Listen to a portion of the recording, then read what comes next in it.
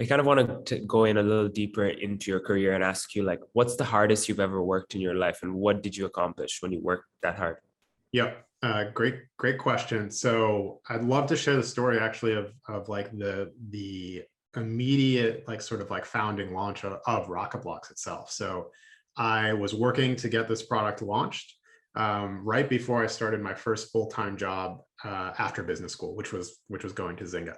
And I had been working on this project for about like 3 months up at this point, but I had, a week left until I was starting a full-time job, and we were just nowhere near ready for launch. So a few things that still weren't done. The product was functional and worked, but only locally on my computer. It was not stood up in the cloud yet, so it wasn't running on AWS or anything like that. And getting products up into the cloud and AWS in 2011 was a lot tougher than it is today. So that was completely undone. We also had no way for customers to actually pay for the product. We didn't have a payment platform integrated. This is also before the launch of Stripe. So Stripe wasn't an option. There were a lot more sort of like clunky, complicated solutions out there that you had to use. And the third big problem that I had was that some of the content for the platform wasn't actually finished yet. So I ended up spending basically a week straight working. I don't remember how much sleep I ended up getting. I was maybe getting like 2 or 3 hours a night, just enough to like refresh myself and get up and go the next morning.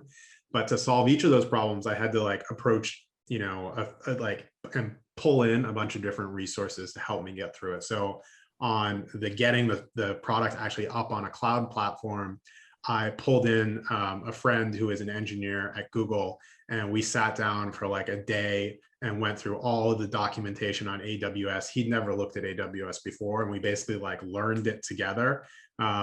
Spent a bunch of time. We were actually just like sitting in a Google conference room working on this. And by I think like the end of 12 hours, we finally got like the product like stood up live on an AWS server, and we were able to like log in and verify it. Then the other thing that was going on was the payment platform. We still had no way for folks to pay for the actual product. So I ended up finding a tool out there called Recurly, which was like an early version of like Stripe. It still exists today, but it's nowhere near as big as Stripe. Figuring out that we could get Recurly integrated, but we'd still need to get this separate thing called like a payment gateway.